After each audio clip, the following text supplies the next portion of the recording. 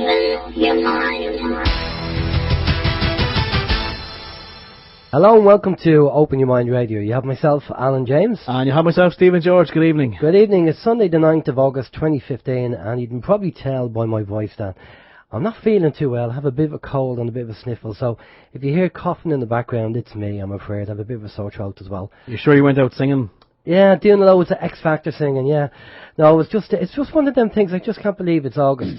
And there's a few people that have said to me, oh, I've had that, and it's going around and doing the rounds, and I don't know where I got it from, but I picked it up from someone anyway. And, and obviously I'm going to have it in the morning. Nah, you'll be fine, don't worry about it. Anyway, so on our show tonight, we have, our guest is a chap called Chris Spivey. And Chris Spivey has been doing sterling work over in the UK. We're going to get into the details with Chris shortly when we bring him in a few minutes. And we're going to be talking about that. Some of it controversial, obviously, but it's going to be opening your mind either way. But for the time being, what we're going to do is find out what the communication channels are first. Yes, we are. The communication channels this evening are... The communication channels are email info@oymireland.com, by phone 046 927 1212, and you can also contact us direct through the OYM chat room. 046 927 1212 is the phone number for the studio this evening. We also have anti-social media, as I say each and every week, anti-social media Facebook for your viewing pleasure. You can check that out. Just go to oymradio.com. You will see the link up there for the Facebook. You can befriend us there and find out some information and see what we're up to and what we're posting, what's hot and what's not. What else have we got? We have on the website as well, if you want to check it out, we have the YouTube channel. We also have the 3 streams up the top of the website there for your listening pleasure. We're on the TuneIn Radio app as well. Down the bottom of the website, you will see the link there for TuneIn Radio app. If you have it on your Android or your iPhone device, you'll be able to check us out and listen to the show there. Also listen to the podcast as well. What else we got for you? I mentioned the streams. Yeah, we've also got the chat rooms. We've got 2 chat rooms, one on our own website there, which you're more than welcome to log into, and you can put comments in there or questions for our guest this evening. We also monitor People's Internet Radio chat room as well. That's peoplesinternetradio.com. So a big hi to everyone in both of the chat rooms. Brilliant, Steve. Thanks already for the people writing in the chat room for a few tips on how to get rid of the cold. Thanks a lot. I'll have to look into them later. Right now, we mentioned last week the plan of attack was that we're going to have Dr. Joseph Cipollone on the show, and that was the plan until we got an email from Dr. Joseph Cipollone, and he said the following. If people have seen it probably already on the Facebook page, but I'll read it out anyway. He said, I received a message last night. They told me not to do any more shows, not to write any more posts, not to give out any more information. Evacuations are starting. Sorry for the abrupt termination. I know you understand. That's the coded message I got off Dr. Cipollone during the week. That's quite interesting. It is, yeah. So because he never shies away from an interview. No, definitely not. So obviously whatever is going on, and that's why he said. So obviously the door is still open. If he does want to come on for an interview, more than happy to have him on. But at the moment he's not doing any interviews. So as soon as if we hear any more information, obviously we'll let you know, keep you posted. Evacuations are starting. Well, he did talk about the viables being evacuated. Again, that's his take on things and the way he perceives things. So you can always go off to his website and check it out if you want. Excuse me, sorry. Yeah, I don't know why you bothered. What? Well, my mic picked you up anyway. Oh, did it? Okay, right, yeah. Okay. Well, you're going to have to mute both the mics when you cough. I have to bring both mics down. Or just cough. Everyone coughs. No, it's no, natural. I don't want to do that, not in the mic. Anyway, so that's the news anyway. So if there's any more information on evacuations, we'll let you know. Or Dr. Cipollone. Steve. Yeah, we actually had a request during the week from a listener, and this listener said he's been researching common law for a few years now, and he's been implementing it in different occasions. However, as he's getting into more complex situations, all information and resources so far related to them have been based on US or UK common law and practices, which we have said this before. Although that information is helpful, he says, but in Ireland it's based on Brehon law. This complicates things in applying it one-on-one. He was hoping that we may be able to help him get in contact with someone that is very, very knowledgeable in common law in Ireland. It would be even better, he says, if you know someone in West Cork that he could meet face to face. He said it's very lonely here in Cork, he's found, and it can be quite difficult finding anyone to chat to who's on the same wavelength, so to speak. One last question, he says, would you know if a family that have refused to register their child's birth and who have gone through this whole process? His wife and himself would love to talk to them to better understand this process, as they are expecting their own child very soon. Well, in relation to not registering the child, we can certainly put it out there. Well, we just have. So if anyone knows anyone who's gone through that process, please contact us and let us know. We will pass on the information to the listener. And in relation to, he wants to know more about the law as it is in Ireland. Well, the one thing I can think off the top of my head will be the Common Law Society. We can probably get that information to him, unless he is listening now. But the Common Law Society are quite knowledgeable. They actually do travel around the country. They hold workshops, and they do kind of study the law, and have been quite successful on several occasions in courts. Okay, yes. And you're going to tell us about Mark? Yes, on page 2 of the unscripted script. Yes, as I mentioned last week, we have international medium Mark Impey. He's going to be in the Oldcastle Spiritualist Centre on the 30th of August. It's going to be a night of mediumship with Mark. It's going to be taking place at the same time as he's going to be interviewed on OYM. So we're going to actually do a pre-record with Mark possibly on the Friday, and then on the Saturday or the Friday, doesn't matter.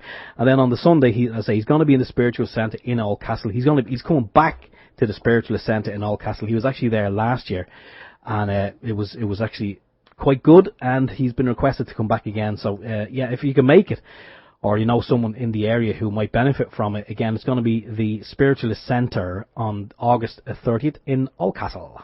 Cheers, Steve. Yes. So how's your week? Yeah, my week's been fine. Quite busy work-wise, as I always say. I'm getting busier, but you keep telling me that's a good thing. Yeah, it is a good thing, especially with austerity and all the businesses closing down. Yeah, it's a good thing. Trust me, you'd be kicking yourself if it was the other way. I'd rather be less busy for the same money than more busy for the same money. But anyway, what's kind of come up on my agenda during the week? Something that I mentioned many weeks ago in relation to the flat earth.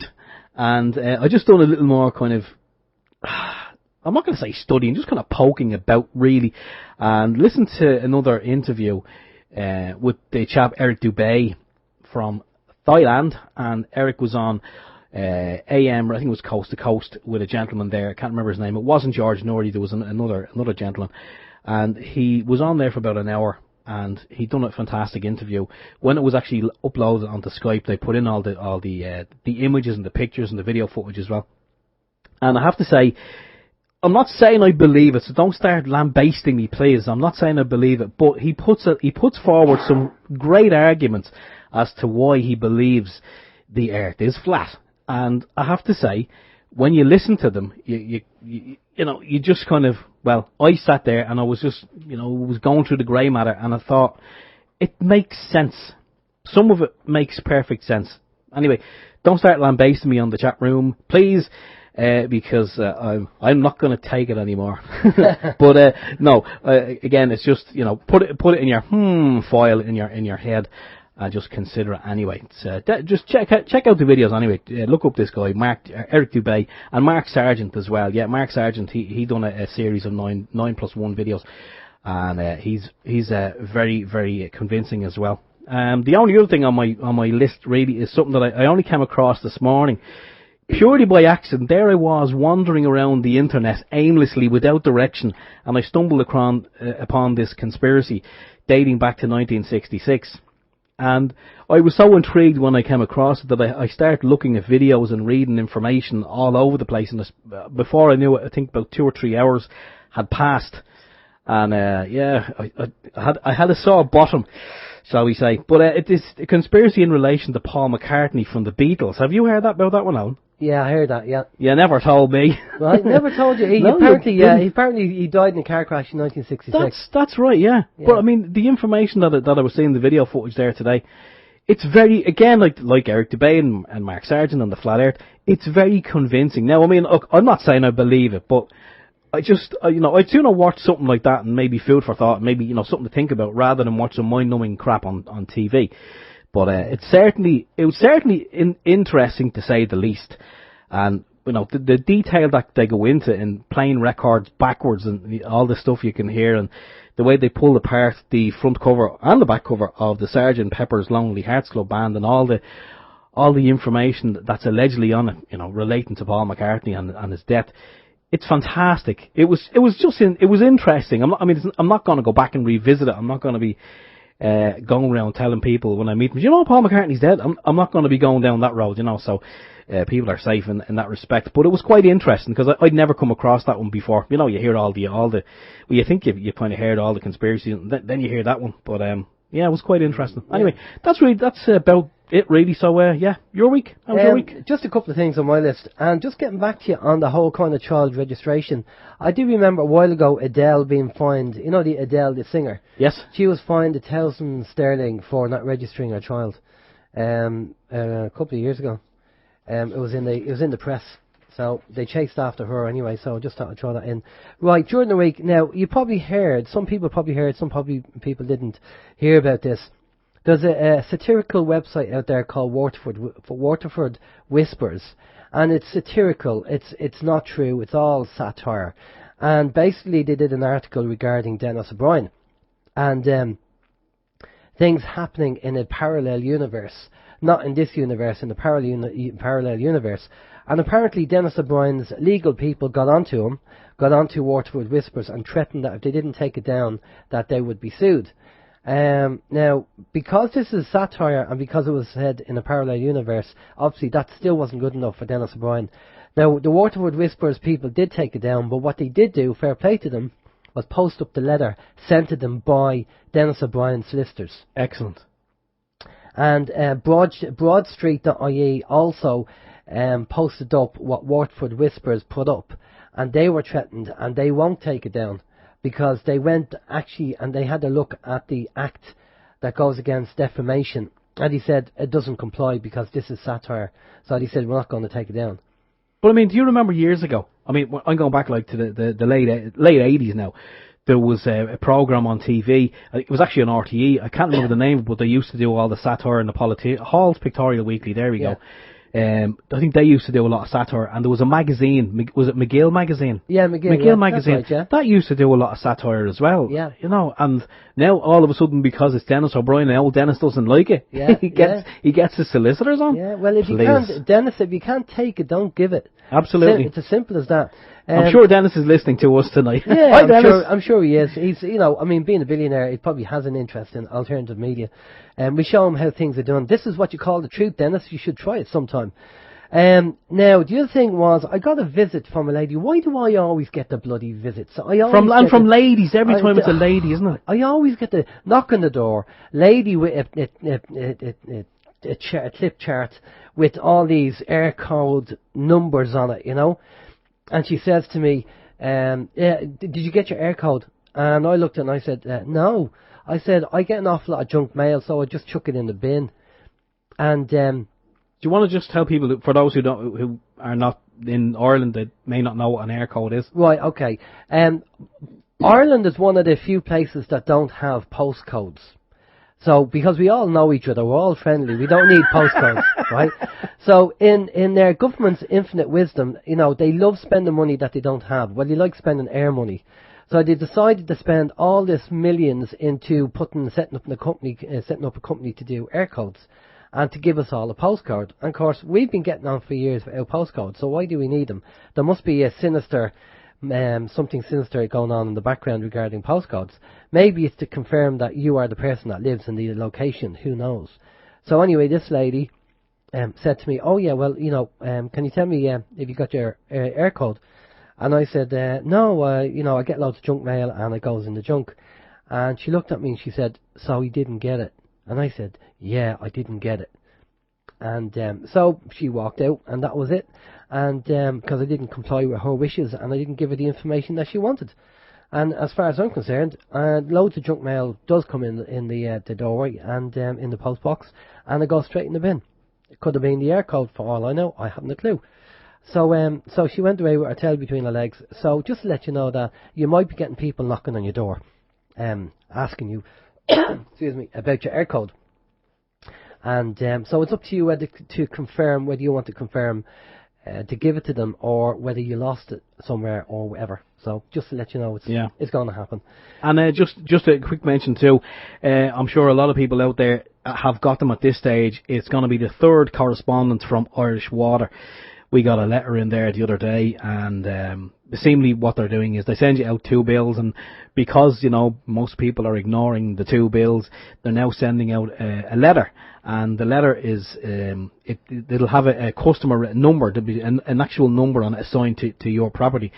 Your account number, sorry. They'll have your account number on this, and the letter will be addressed to you. As my 14-year-old daughter pointed out, Daddy, it's in all capitals. I said, yes, I know. So, you know, she's well aware of that, the kind of straw man thing.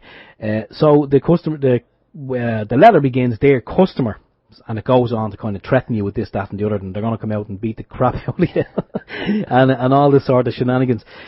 So people have probably got them. Some people are advocating just chuck it in the bin with the rest of them, consider it as junk mail.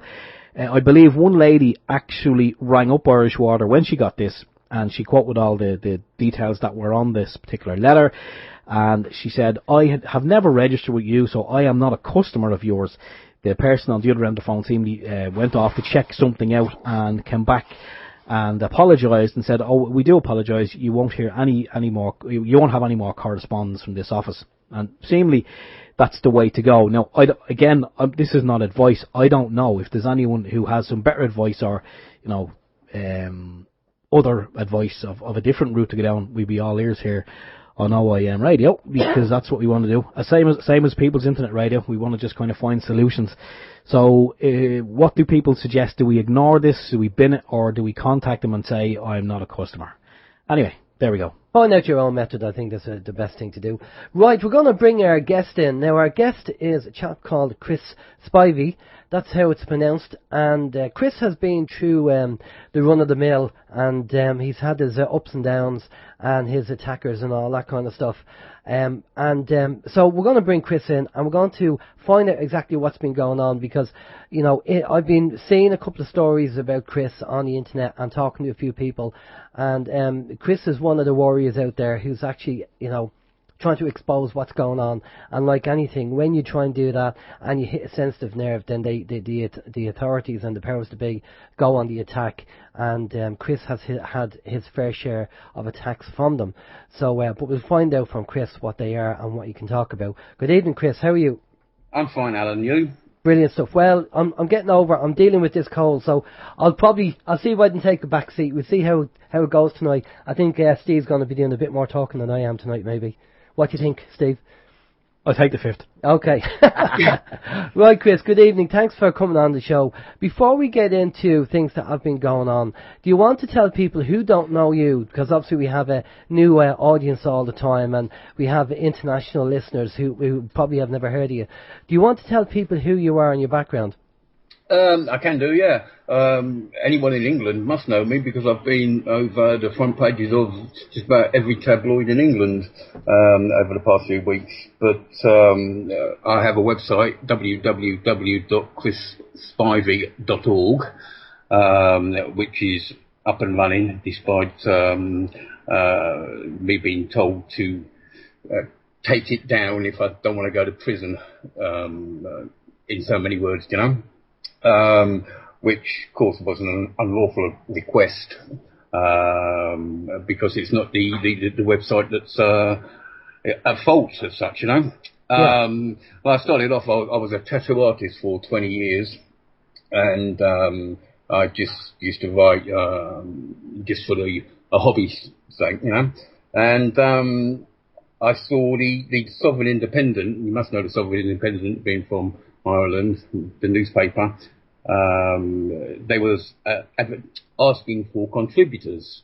So I put my name forward. They told me to write a piece on any current news item that I wanted and submit it, which I did, and they said, welcome aboard. And that sort of lasted 6 months or so. And then someone who used to read what I write, he made me my own website.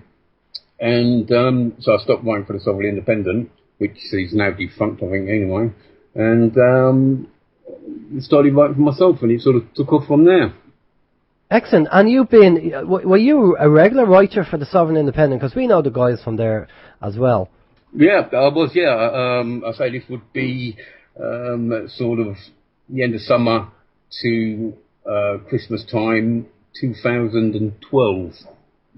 Right, okay. And we'd love to see that newspaper up and running again. I mean, if anything, now would be the right time to have it.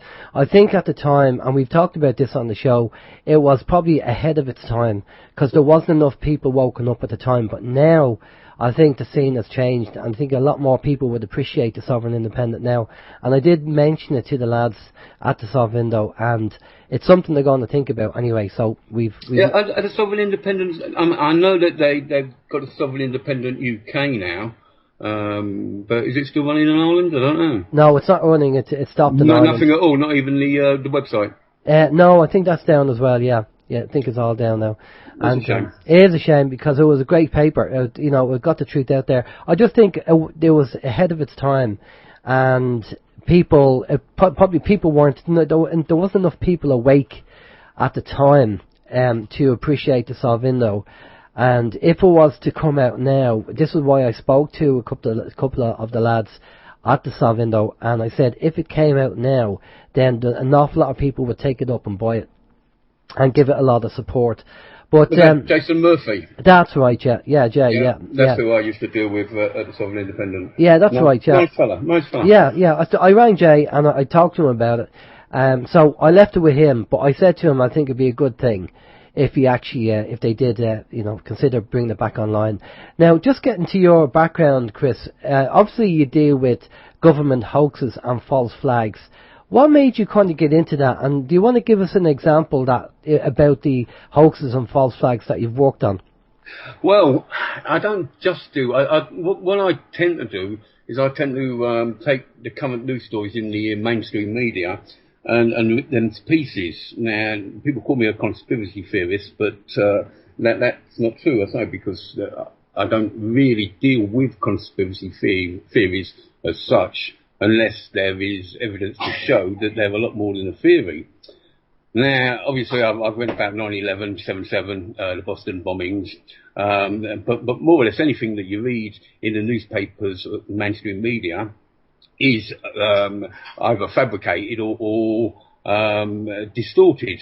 Very, very little real news is sort of published. It all comes from the Press Association. They all use the same story, and none of them have time to investigate for themselves. So they just, write what they're told to write without knowing whether it's true or not. And nearly 100% of the time, it is false.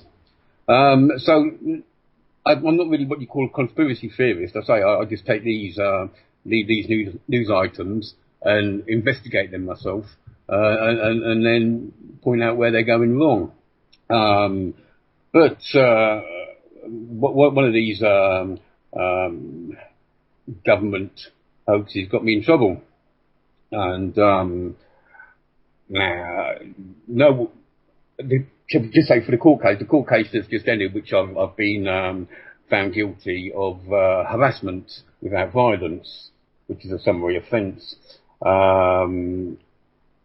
Now, the way I was convicted goes against all the all what should be lawful. I've had my human rights violated under Article 6, Article 8, and Article 10, and the rule of law was completely disregarded by the Judge John Woolard, who I see is also in the paper last week for another case. Now, I was arrested at 1:30 in the morning on July the 30th, 2014. Now, Code B of the PACE states that any raid on a house has got to be made at a reasonable hour. At 1:30 in the morning, 1:45, is not a reasonable hour. I mean, armed robbers don't get turned over at that time.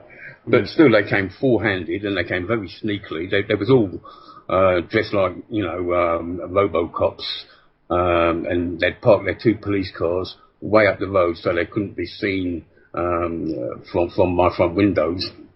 Knocked loudly on the door, and obviously I wasn't expecting to be arrested or anything. I just thought, something's happened to one of my relatives or something. So I answered. Big mistake. Yeah. Now, it turns out they was acting on a referral from Greater Manchester Police made on the 16th of July, which is 2 clear weeks before I was arrested at this, ungodly hour of 1:30 in the morning. Yet in that 2 weeks, they never once tried to get an arrest warrant or search warrant. Okay, but they came, and it's been admitted in their witness statements that they came specifically to arrest me. Can you talk about the harassment and what that was? I can't know because Okay. of the bail conditions. Okay, that's okay. That's fine. Okay, but at this stage, obviously, with only one complaint being made on the 16th, it only related to one person. Okay. Okay. Now, because they didn't have a search or a arrest warrant, and I told them to go away, they have blatantly abused Section 32 of PACE to arrest me. Now, I say there's absolutely no excuse because they was coming to arrest me. They knew they was going to arrest me at this unsociable time that goes against Code B of PACE.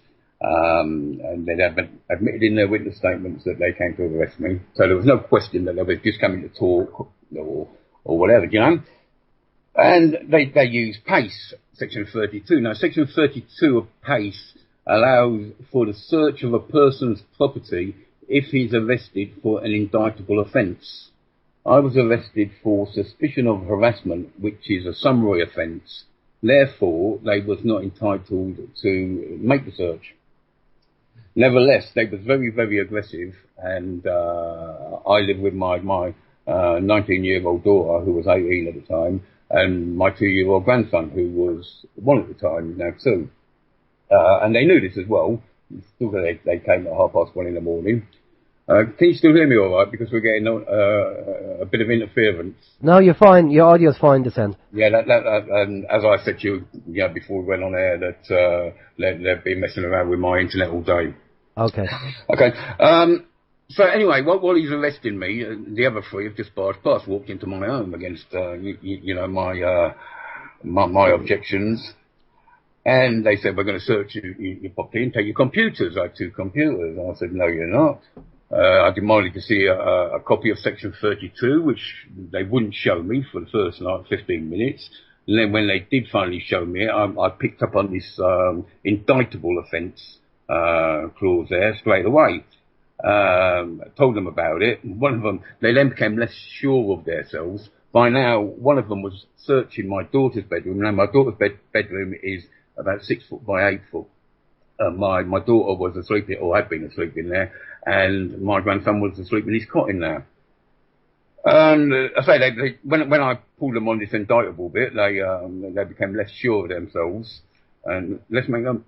When I say they was aggressive, I mean they was very, very aggressive. It was, if I'd have said one wrong word out of turn, I have no doubt that they would have turned violent. Yeah. Okay. One of them went away and said, no, we're allowed to search, I say, which is a complete lie. But what can you do when you're on your own? And my daughter was like really, really frightened, and luckily my grandson stayed asleep.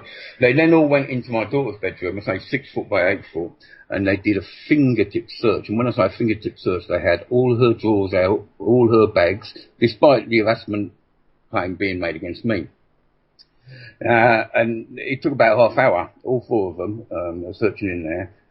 I'll come back to that shortly. After that, I was held prisoner in there, by one of the policemen standing at the door, while the other 3 went into my living room where my 2 computers are. They was an hour and a half in here, and neither me or my daughter was allowed to supervise the search, which even had I given my consent to the search, I would have been allowed to. But even though I hadn't given my consent to the search, we still wasn't allowed to watch this search. There was an hour and a half in here. Now, my living room's about 16 by 14 foot. Without us knowing what they was doing.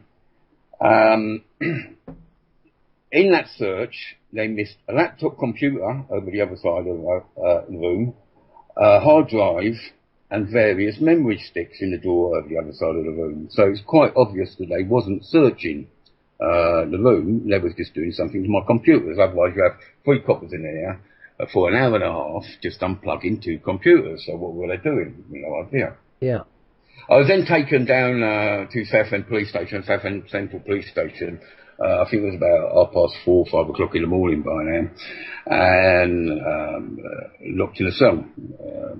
And then they finally came to interview me about 11:30, I think, something like that. And I was interviewed by CID. Now remember, this is a summary offence, a misdemeanour, which should, before any arrest had taken place, I should have been given a warning by the police saying that what I'm doing it constitutes harassment, a course of conduct for harassment, so that I was fully aware of what I was doing. And the reason they issue these notices is so as if you don't stop and it becomes a matter of arrest, when you go to court, you can't turn around and say, well, I didn't know, because you've been served with this notice saying that, you're pursuing a course of conduct that amounts to harassment.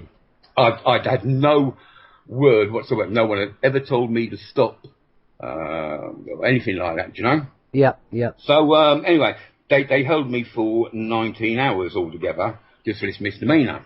I was interviewed by the CID. You got to ask yourself, why would CID be getting involved in a misdemeanour and whatnot? I'm released on bail. Before I was released, I stuck in a complaint about the arrest and about the seizure of my computers and whatnot, and left the station.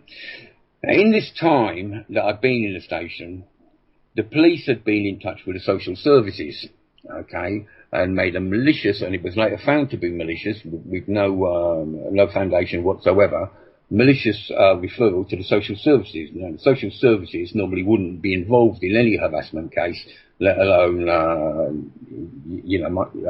my grandson, even though he lives here, nothing to do with the social services.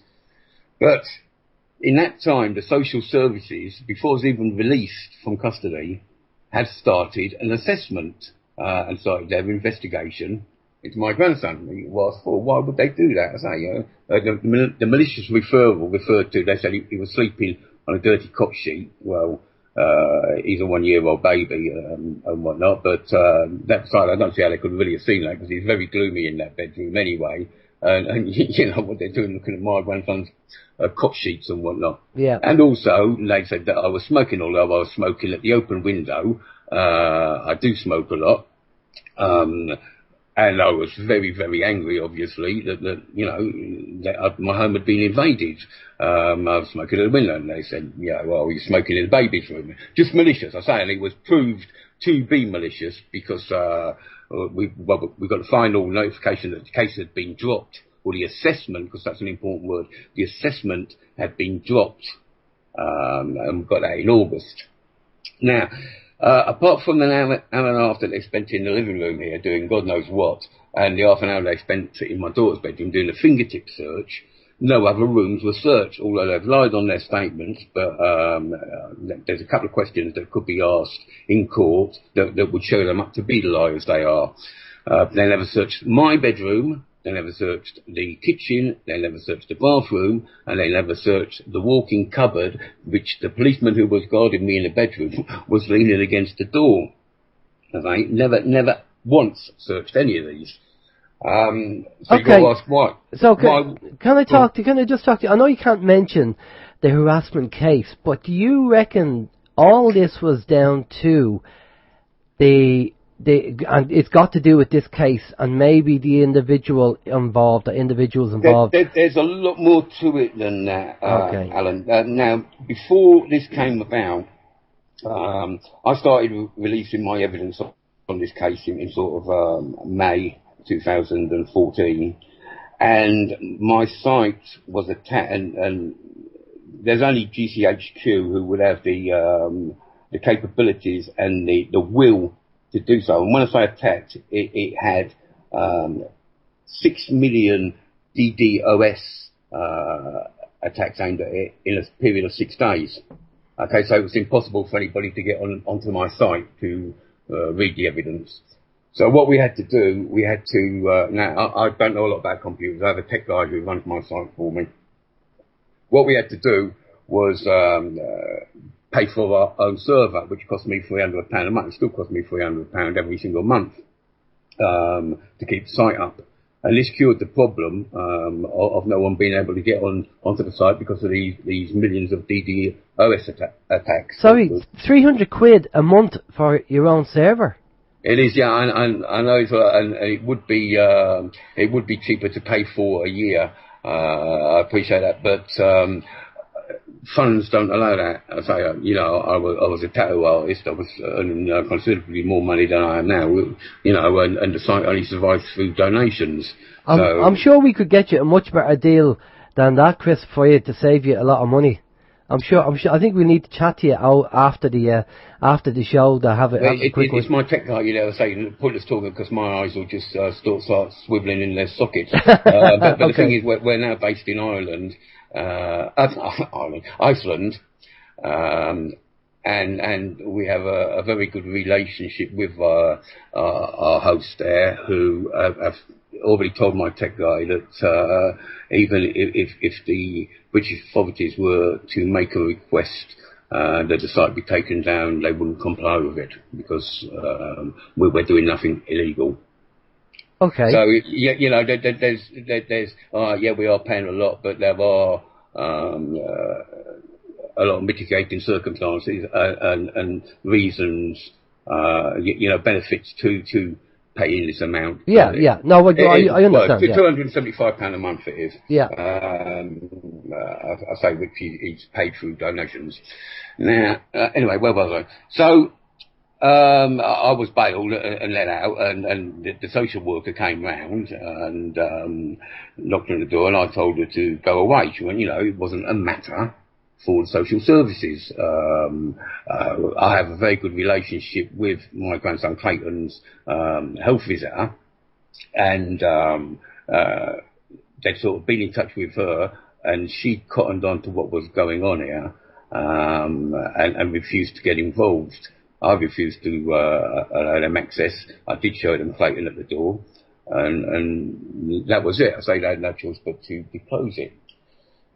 Then, 2 months after that, on the 6th of October 2014, 3 plainclothes detectives turned up at my door in late afternoon. Once again, they had no search warrant and they had no arrest warrant. They said they wanted to talk to me. I said there's nothing to talk about and shut the door on them. They then kicked down the door. They had a battering ram with them. They battered down the door, which wasn't an easy task. They battered my backside gate down, and they smashed my bedroom window, which was all done once the police had already come through the door anyway at that stage. So it was just done just for the hell of it, Okay. And they said they'd come to arrest me and do a search of the property for that they'd found obscene images on my computer. Now, I write about child sex abuse. I've written over 200 articles on it, and I know for a fact that there was nothing illegal on my computers. Well, this is what I said before we went live. That's one of their tactics. Luke Radowski had the same thing when he was over in Europe dealing with the Blindenbergers, and they tried to stitch him up and do the same thing. So that's one of their many things that they use to try and stitch people up. Yeah. Anyway, I say they had my computers illegally 2 months at this stage, and then they decided they found these illegal images. Now, why didn't they get a search warrant, and why didn't they get an arrest warrant? Again, what they did it under, well, on the paperwork, it's done under PACE Section 17. Now, Section 17 of PACE only allows, it's very, very strict, and only allows to be invoked if someone is being murdered or something on the premises. And they tried to turn around and say in their statements that, you know, they was concerned for status rights. That's my daughter. Now, I brought my daughter up since she was six months old on my own as a single parent, and I've never laid a finger on her. So, you know, there's certainly nothing to suggest that I was attacking Stacey or Clayton. Yeah.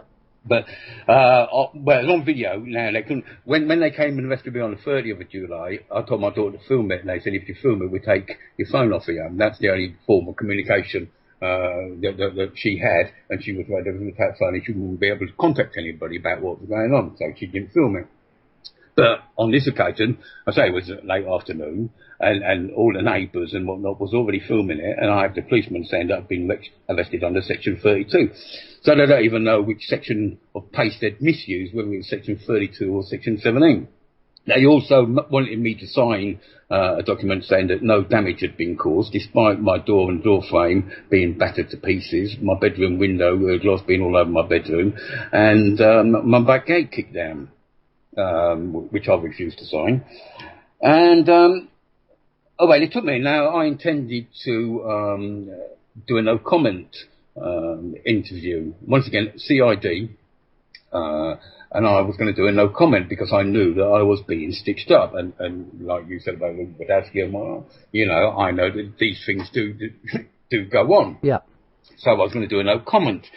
Then when they started showing me these illegal images, well, Led Zeppelin's Houses of the Holy. So he's going to me, what do you think when you see that? And I said, well, a record cover, you know. And now, I'm not big as Led Zeppelin fan anyway. I don't own one of their records, but this record cover is so famous, everybody knows about it, you know? Yeah. It's instantly recognisable. I said, let's see a record cover. He said, no, yeah, but what do you think about the naked children? And I said, shouldn't you be asking Robert Plant about that instead of asking me, you know? If you go onto eBay now, and type in Houses of the Holy from Led Zeppelin, you'll get about 500 results back, you know, of these brand new and sealed in their original packaging for sale.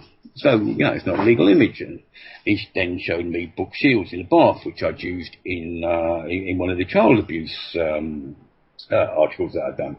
And once again, if you go on Google now and type in, don't mention age, just type in book shields in the bath, you will get these photos come up of a 10-year-old book shields in the bath, which I had censored before I used. Once again, they're not illegal images. I took them off a website called Iconic Photographs of the 20th Century. Okay, they're not illegal, they're illegal images. I don't agree with the content, and that's why I used them in my articles to highlight child abuse.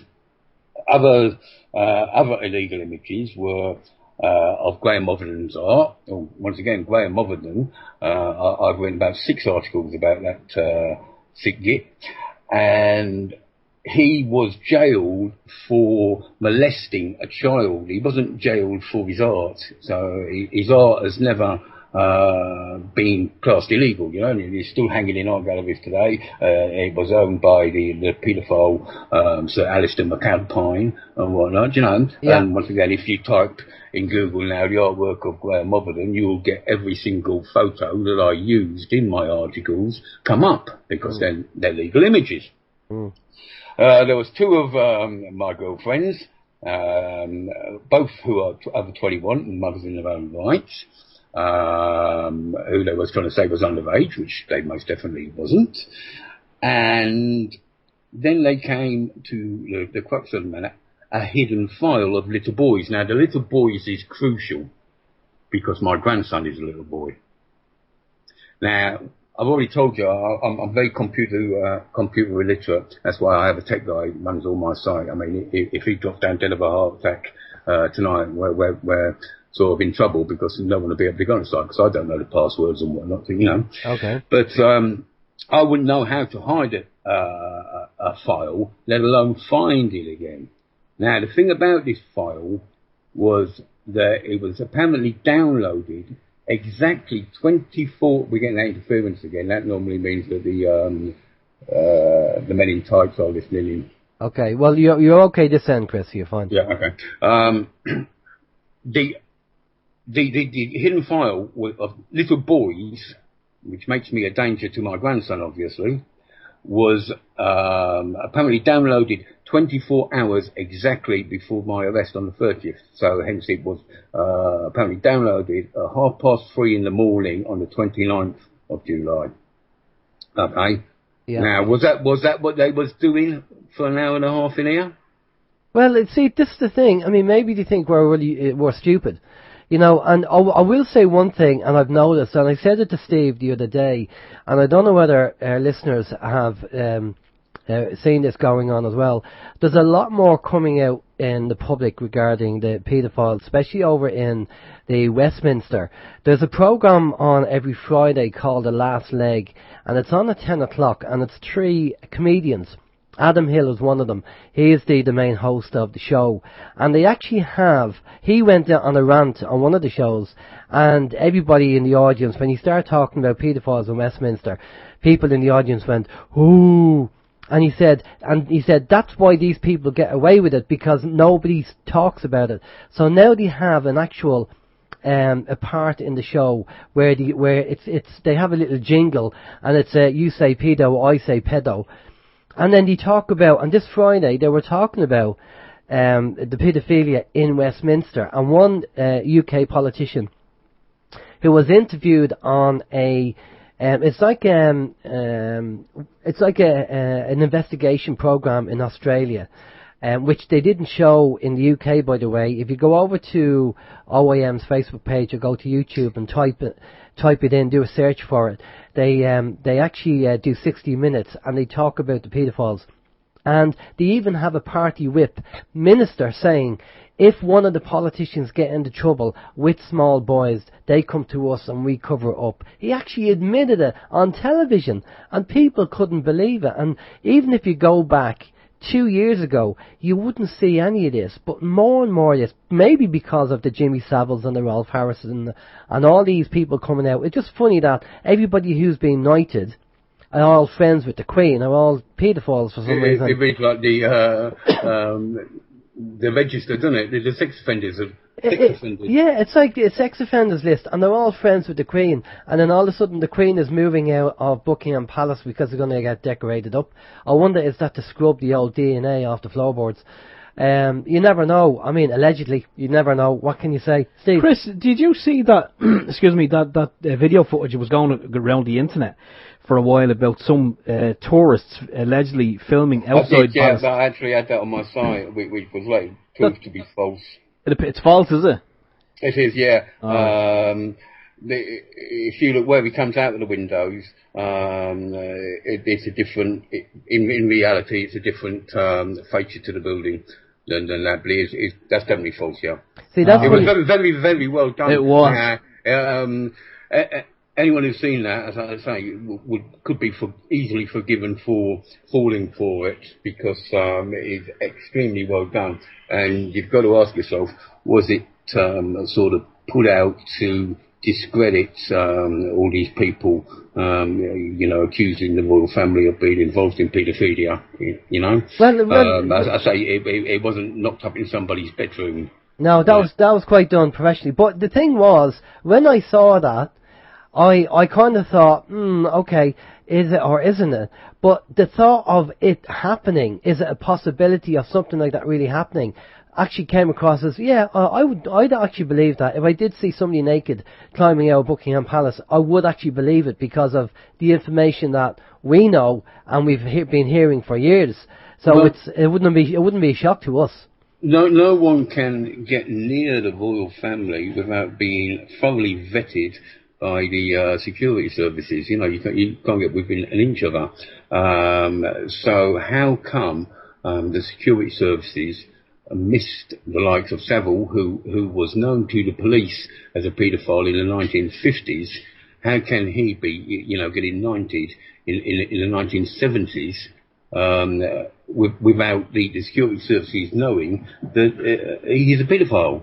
You know, Well, same as on that the Royal Flotilla that I had to celebrate her jubilee. She was with an Indian sex pest on there. Do you know, you can't tell me that the security services didn't know that he was a convicted sex pest. They know exactly what's going on, and they knew Jimmy Savile and the others and what was going on. And as I say, if people want to check out, maybe there's a recording of the last leg on Friday, go and try and find it on YouTube. If not, tune in next week where they have a section where they call it, you say pedo, I say pedo. And they talk about this because they're obviously making a point of it. Now, there's a lady on next week called Karen MacDonald who is aware of the children that went missing in Canada when the royals were over there. 10 children, yeah. Yeah, and she's aware of that information as well. So it's all, coming out. And we've also heard other information regarding the royals, which we won't talk about now. But I'm going to pass it over to Steve. Steve, you have questions for Chris there, if you want to shoot them over to him. Yeah, well, a couple of questions. One came in there earlier on from Jimmy. It's just kind of he's just curious as to know why was Chris's website down for a short while after the case. He's happy to see it's back up. He didn't realise it was back up, but he was wondering why it was down after the case. Because my barrister, now I'm pretty deaf, and after the judge disgustingly found me guilty.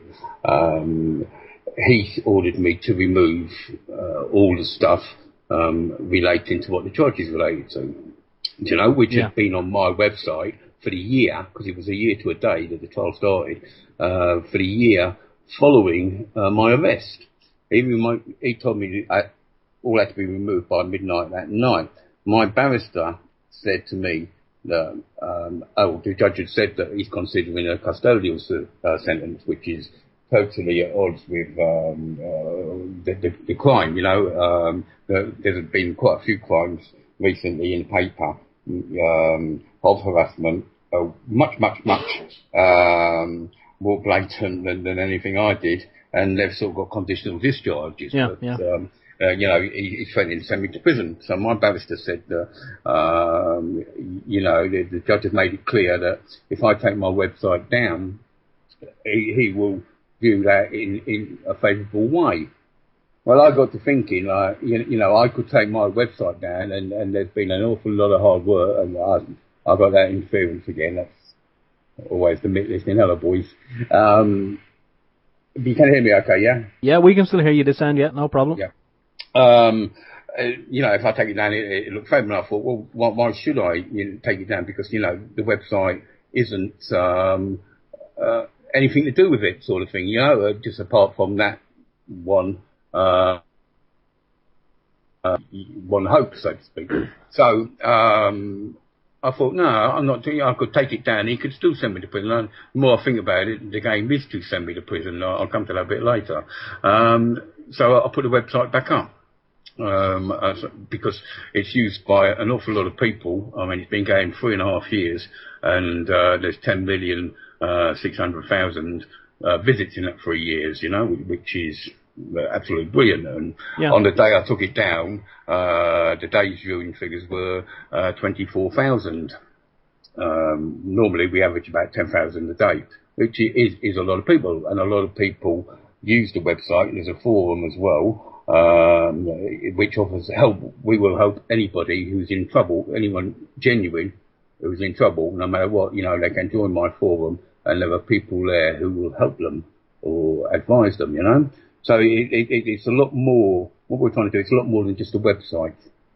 So I thought, no, certainly sounds like with 10,000 hits a day, you could be a real threat to somebody, wouldn't you? Yeah, without a doubt that they find me a threat. I mean, my evidence I don't ask anyone to take my word for it. Everything is sourced. I don't come out with wild claims unless I have concrete evidence to back that up.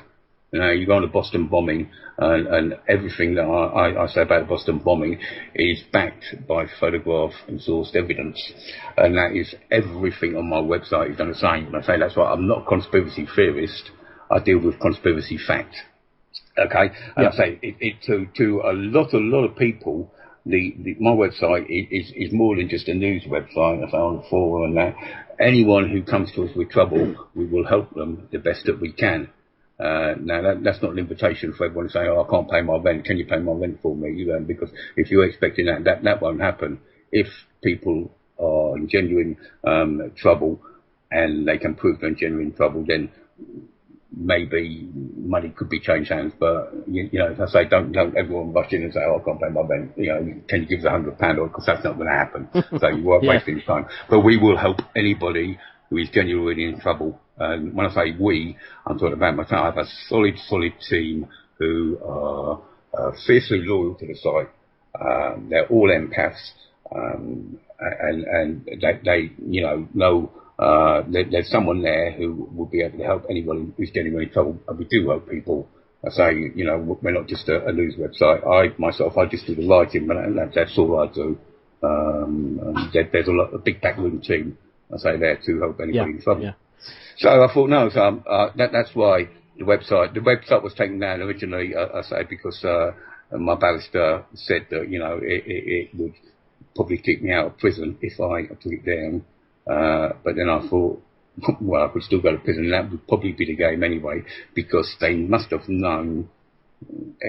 I'm getting a little bit ahead of myself here. Yeah. But so it's back up anyway. That's why it was down. And when you put it back up, Chris, did you put it back up in its entirety, or did you remove any articles? I removed as was ordered by the judge. So he can't say that I've disobeyed the bail conditions now. I say, although that stuff was up for a year after my arrest, right until the court case, it was there, which the prosecution used as evidence. So if I committed any offence, I've been committing that offence for a year. Yeah. And why haven't I been arrested since? Why wasn't I told to take it down if what contained in them pages was constituted a criminal act, Yeah. So you can either conclude that they've disregarded the fact that I've been committing the same offence for what I was convicted for over a year, or there was no offence there in the first place. Yeah, Chris, in relation to the arrest, agent was wondering, when you were arrested, did you give the police your name? Or he says, can you actually get Chris? Did he give did the police ask him for a name before arresting him? If so, did he give a name, and was the name he gave the name on a birth cert? Was the name on? Yeah, was the name on what? Was the name you gave? He basically wants to know, when you were arrested, did the police ask you for a name, i.e. your name or a name, and if so, did you give them a name, and was it the name that is on a birth cert? Your birth cert? Birth certificate? Yes. Yeah, no, right. Now, we've already discussed the time that I was arrested, 1:30 in the morning, totally unacceptable time. According to the police witness statements, the officers involved started work at 11:30 p.m. that night, and sometime between 11:30 p.m. and 1 a.m. on the 30th, there was a briefing held where my photograph and my description was passed to the four officers who turned up. Now, like I say, I didn't expect them to turn up 1:30 in the morning, with a view to arresting me and taking my computers. I just thought, I sort of looked through the spiral, saw the full cop, and I thought, oh, cool, something's happened. My mum and dad's been involved in a car crash or something. Yeah. Of that, or they've got the wrong place. I mean, there's been a bit of trouble from upstairs in the past. And they've got the wrong flat. I didn't think for a moment that they was coming to arrest me. So when I opened the door, they said, are you Chris Spivey? And I said, yes. So if you want to look at it that way, yeah. And I say they took me by surprise. And then they said, can we come in? We want to search your property. And I said, have you got a warrant? And he said, no. So I said, no, you're not coming in. And he said, well, I'm going to arrest you then under section 32 of PACE. And well, he was reading my rights, and I say all hell had broken loose. My daughter woke up, but she's bang on the door, and they just pushed past me. Even though I was telling them that they ain't searching the place, they ain't coming in. I'm guessing you're getting that interference again now, because we can hear something this end. Yeah, I say we seem to be okay at the moment. Yeah. That is normal sign that they're listening in to what's being said. Well, hopefully they're recording it anyway, so they can listen to it again later. But a lot of people would say, Chris, that once they asked you, "Are you Chris Spivey?" and you said yes, then you were basically saying that you are the person on the birth cert, you know. In the year that he's taken to company court, a lot of people have been going, you know, I should do this, I should do that.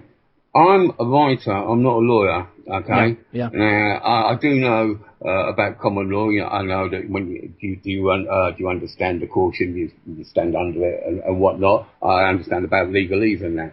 But that common law route, which a lot of people will be, you've got to take it to the Queen's bench, you know. I was getting conflicting things on this common law, what to do. But everyone was offering their advice, but no one was offering their help. Do you understand? Yeah. Now, I knew that the charge against me was bullshit. So, I was naively confident that I could beat it. And as the story unfolds, you will see why. I should have been able to easily beat the charge in a de facto court, but couldn't because law just went out the window. It you know, my human rights violated on 3 counts. I say so. It's okay. Yeah, I would have gone down the common law route had someone been able to do it with me. But advice doesn't win a court case. Exactly. You need somebody like Carl Lenz. Plus the fact that it's very hard to get justice in a corrupt system as well. Of course it is, yeah, and that will become evident as I go along. Okay, so I'll just carry on, yeah? Yeah, go ahead, yeah. Unlike the last time, for the summary charge of harassment, where I was 19 hours held, and then I had to make my own way home from the station and whatnot, on this occasion, second occasion, when they would have been entitled to use Section 32, but the paperwork said Section 17, because it was an indictable charge, I was, from start to finish, from when they kicked my door down to being back at home, 6 hours, and they gave me a lift home. And they knew full well that I'd been, you know, they were stitching me up. In fact, CID again, he said, well, you're saying we planted these images on your computer. How on earth could we do that? And I turned around and say to him, well, if you don't know, you're either in on the planting of the images, or you shouldn't be a copper, you know, because you just type into Google, once again, police planting evidence, and you get pages and pages and pages up. Incidentally, what I was convicted of, the harassment, what they went on, if you type that into Google now, you'll get over 600,000 results back, and people saying the same thing. Okay, so why was I targeted? Now, I wasn't targeted for harassment. I was targeted because my information is correct and indisputable and offers evidence of the fact. And it goes right back to the Queen, because the security services wouldn't be able to pull any of these big false flag operations without the Queen's permission. The Queen meets with MI5 and MI6 every week to go through business. You know, people think the Queen is just ceremonial now. Far from it. Far from it. And it also goes back to the British government, and I can, or I have put forward the names of the people which link these hoaxes to the British government, and added photograph evidence as well. It is amazing, Chris, that the amount of people waking up en masse and beginning to realise what's going on is phenomenal. And, you know, these people, I know you're saying that they might be tuned in and listening to the show, and maybe for the people who are tuned in and listening to the show, who's on the other side, maybe they should be thinking to themselves that they should be getting out of this game and not being mind controlled in doing what they're told to do, because at the end of the day, change is inevitable. and change is happening now It's coming, majorly. mate.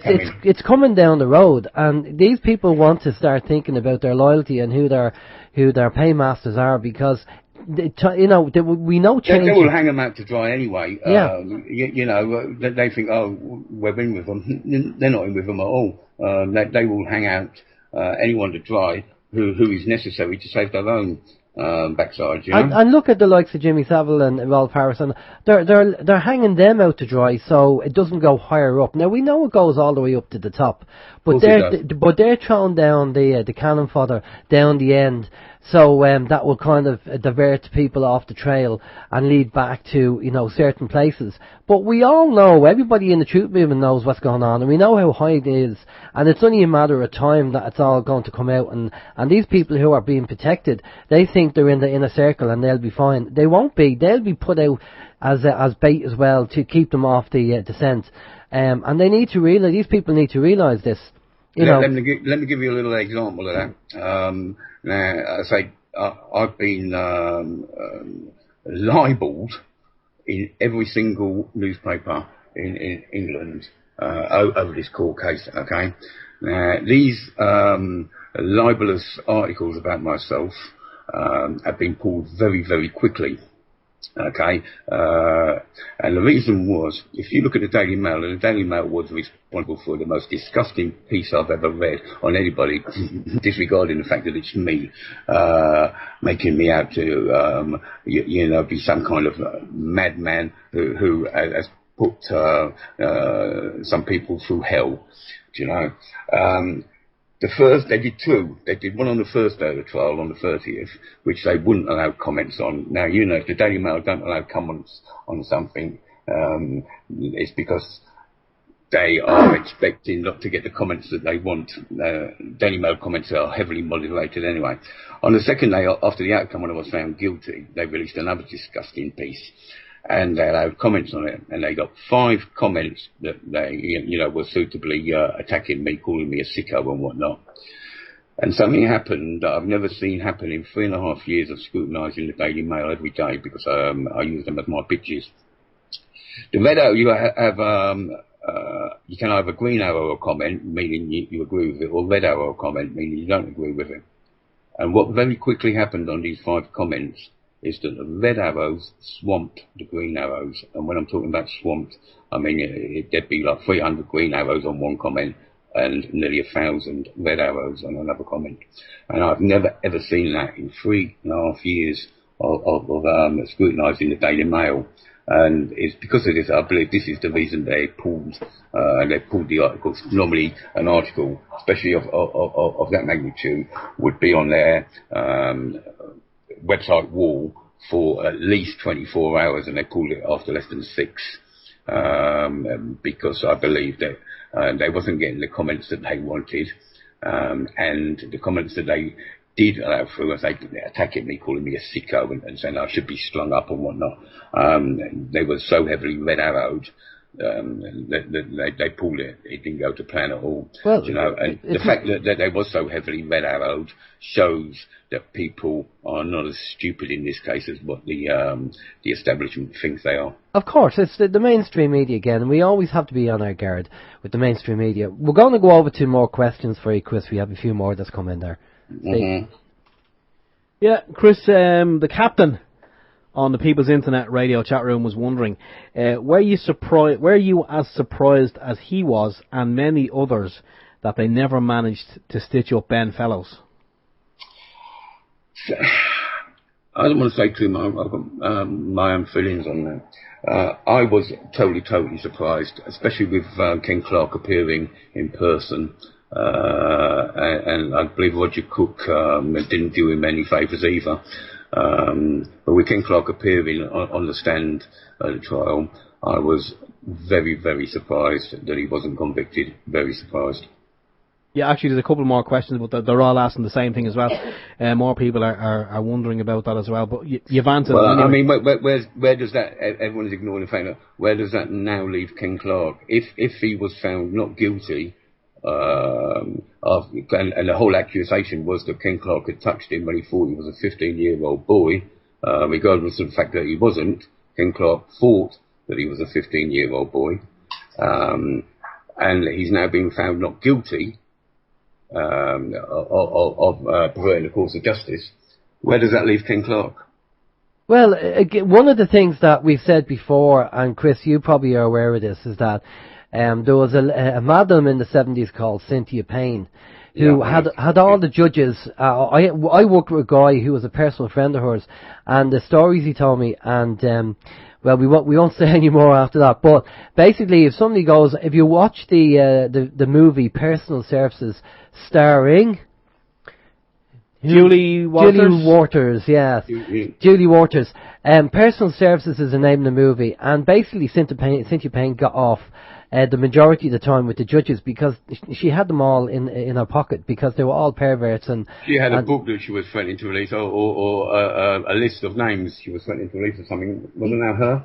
Well, I wouldn't surprise me if she did. But I'd say to people, go and check the movie out. I mean, it really is a cesspit of what's going on. It really is corruption and a cesspit. And people maybe there's a lot of people don't even know the half of it. But you know as well as we do, Chris, that this rabbit hole goes very deep. Yeah, well, I mean, take Edward Heath now. We've been reporting in the alternative media on Edward Heath for years and years. Okay, the MSN finally picked up on it about 3 years too late. And not to take anything away from David Icke named Edward Heath as a paedophile in the late 1990s. You know, yeah. And Edward Heath was alive at the time, never sued him. I say so. It's common knowledge in the alternative media that not only did Edward Heath abuse children, he took them out on his yacht Morning Cloud, and they were never seen again. Yeah. Okay. Now they're saying that it didn't come out at the time because of this madam who was running a brothel or whatever had basically blackmailed the security service and saying, you know, if you arrest me, I'll tell you about I'll expose Edward Heath. Now that is complete claptrap because we're talking about pre-internet days here, and no one would have run her story anyway. She would never have been able to get the story out. And if she'd have turned around, especially at that year, you know, the early 1970s, and said, like, you know, if you nick me, I'm going to expose Edward Heath, they would have just simply killed her. Yeah, yeah. And we've had Bill Maloney on the show, and Bill was telling us about Jersey and, you know, all the issues went on there. But just moving on from there, what's happening now with yourself, and is there any other hoaxes or false flags that you've come across and that you are aware of that you can kind of point to and go, you know, not just in the UK but globally, and go, that was a false flag and that was a false flag, and why are they doing it? Well, the most recent one, which I've written some about, is Tunisia, the Tunisian shooting. Now, the Tunisian shooting, a couple of months before that, there was the one at the museum also in Tunisia. And it's fair to say that Tunisia has been really taking a lot of flack of late. The first Tunisian one in the museum, that was a total hoax. I started writing about that, and to be honest, it was that see-through.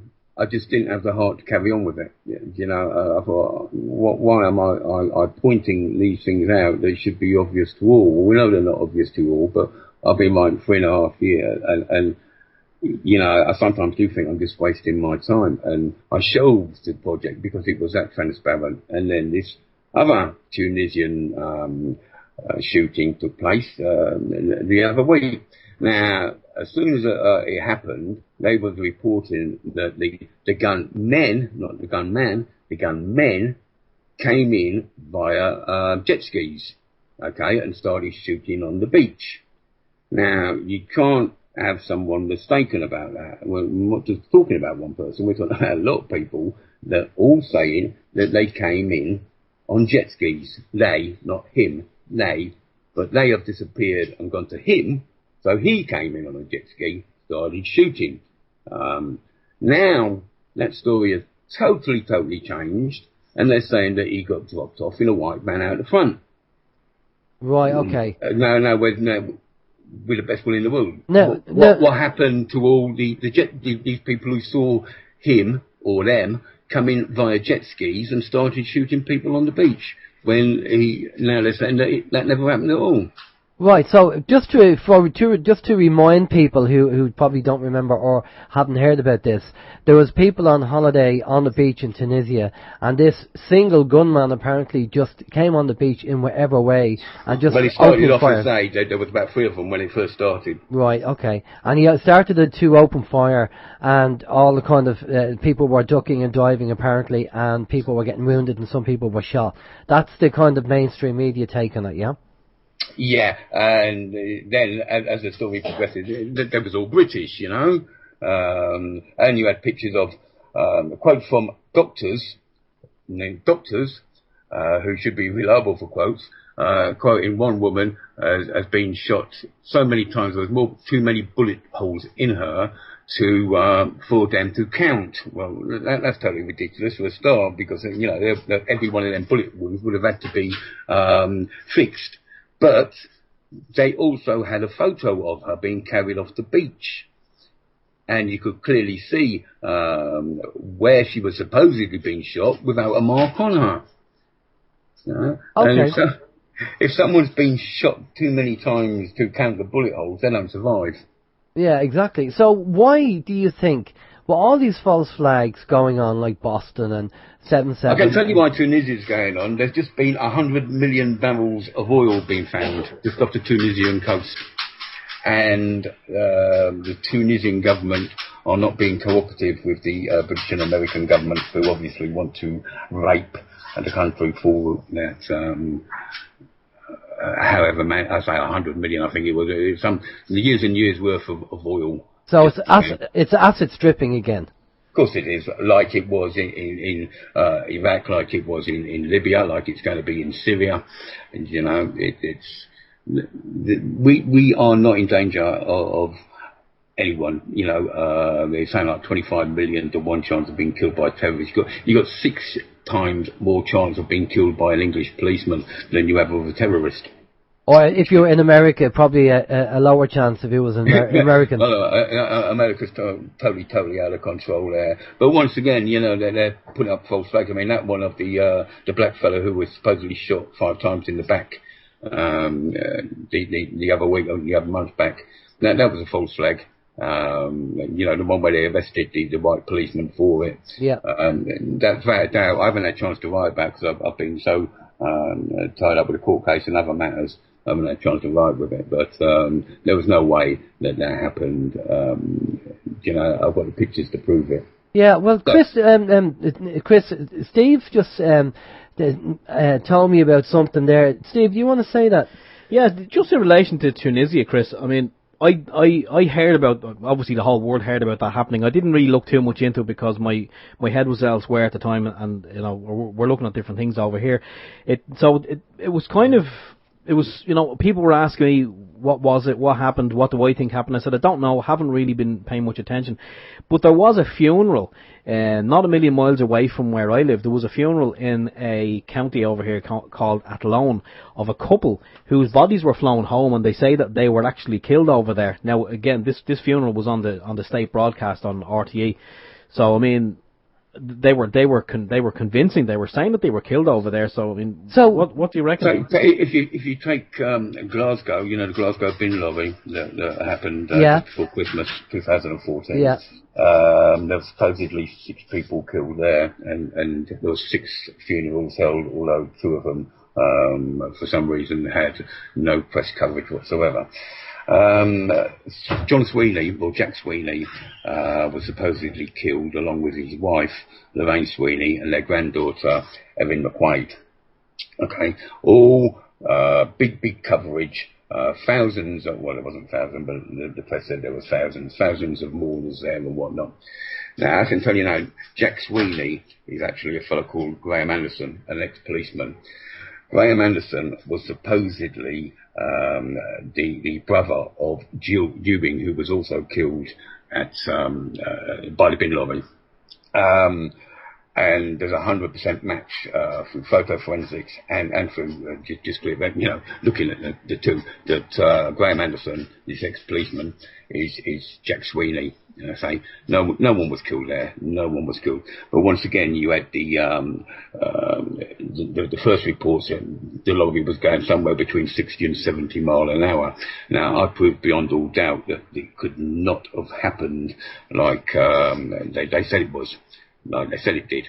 I also have photographs of these people who were supposedly horribly maimed, lost ears and smashed up rib cages and whatnot, of them walking into place. And I say, when they show you, a good sign of a false flag is when the video quality is crap, which is a lot of the time. And when the video footage is crap, that, because who has a crap video on their phone these days? No, everyone's got excellent, and they should be crystal clear evidence. Same when they bring the victims up, the victims' photos. You can hardly make out if it's a person, let alone the person it's meant to be. Once again, that is a sign of a false flag. But when you start to slow this video evidence down, and you take it frame by frame, you then see a lot of things that the naked eye can't see when it's playing, and that is where I get people who are supposedly horribly injured walking into place. You see, yeah. And I have all that on Glasgow. So just because there was a funeral does not mean that these people were dead. I have evidence of thousands and thousands. Well, I hope they didn't bury them alive. Yeah.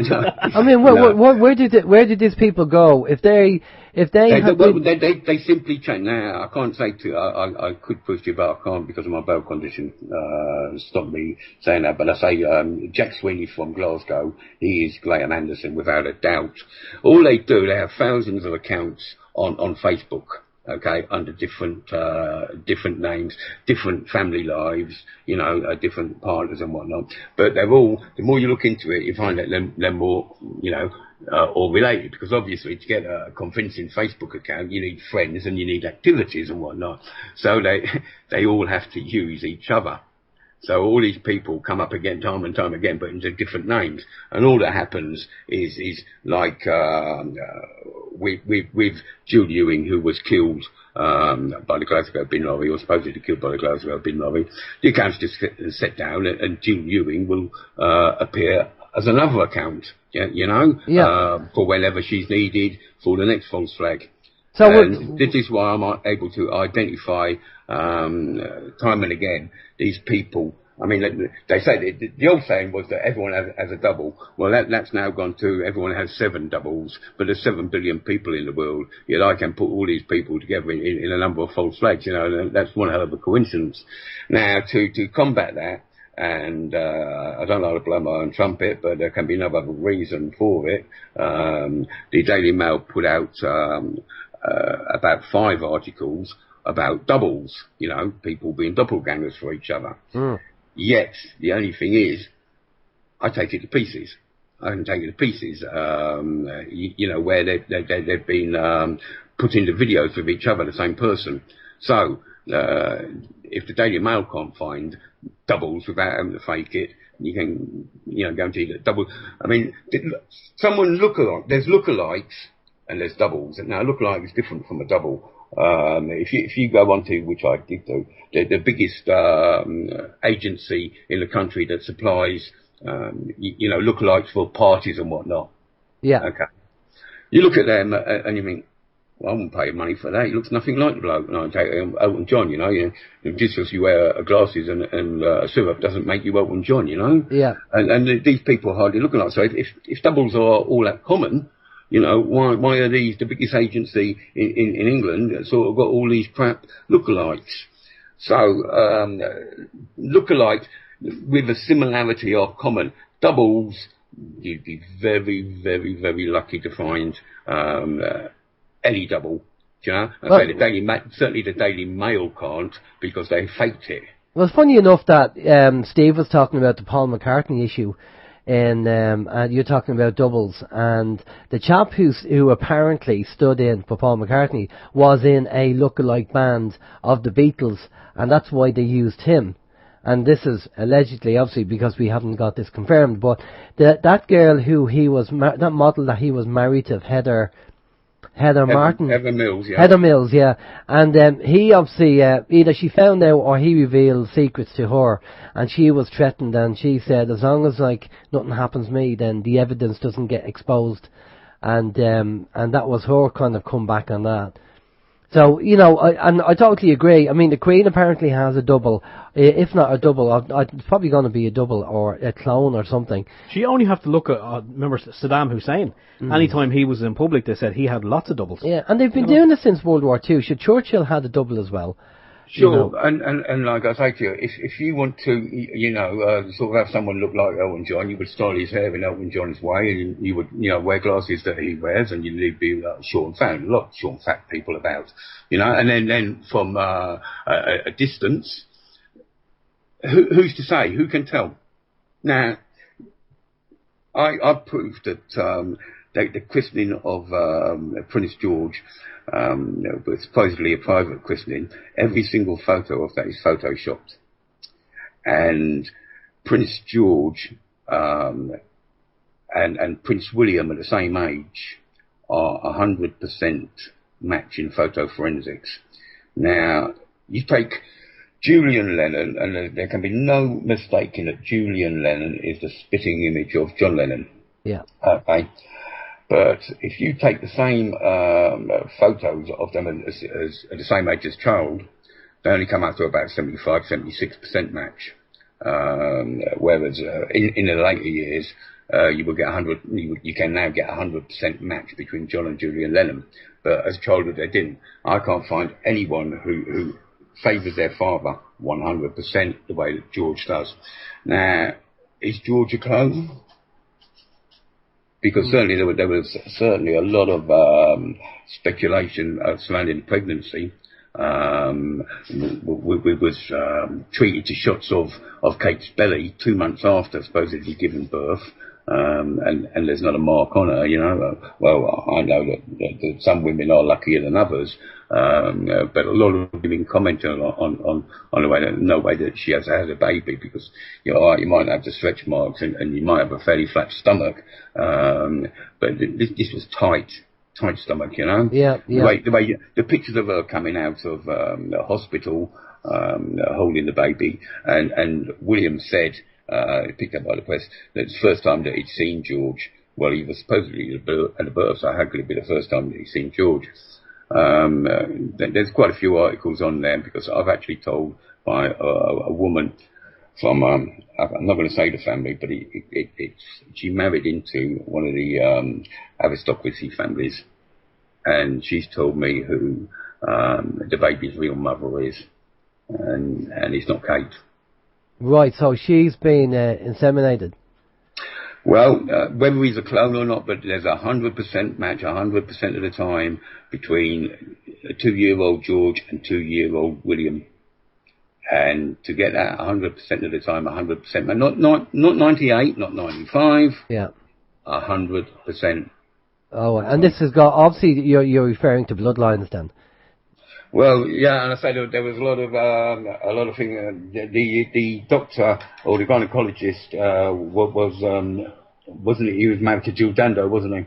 Yeah, well, I mean that's another issue, and that's another kind of paedophile rabbit hole you go down with Jill Dando. I mean, apparently she found out information, and she was going to expose it on one of her programs, and that's why they did away with her. And because her doctor boyfriend obviously was involved, maybe somewhere allegedly in there somewhere, and he did what he was told, he got a knighthood. He's certainly done very well since. He did, and he was involved with the birth of Kate's baby apparently as well. Yes, and I say, you know, the length of the pregnancy, the way that she developed through the pregnancy, how she looked when she came out after just giving birth, doesn't add up at all. The baby, which I've been told, was born at least a month before. I think June 4th. Yeah, it was June 4th because it's Clayton's birthday, my grandson's birthday. Funny enough. Okay. Yeah. George wasn't supposed to be born until July 18th, was it? Something like that. And that explains why the baby is so much bigger than what you would expect from a newborn. Well, that they're big into the ceremonial side of things. I think, Steve, we have a few more questions for you there, Steve. Yeah, just in relation to the bin truck tragedy that you spoke of, Chris, Joan was just wondering, said her question in relation to the bin tragedy, does Chris think the victims may have police protection or would have been given a change of identity? Yeah, of course there was. I say that you have this group of, for want of a better word, crisis actors.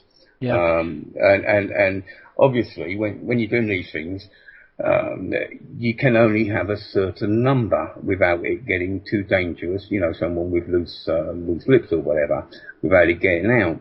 And this is why I say all these Facebook accounts that are made by the same person under different names and that, all their friends on the friends list are all other crisis actors, because you know, these accounts have got to look authentic, because this is one of the problems that surely services have, or have had in the past, is the fact that, you know, the Facebook accounts look false.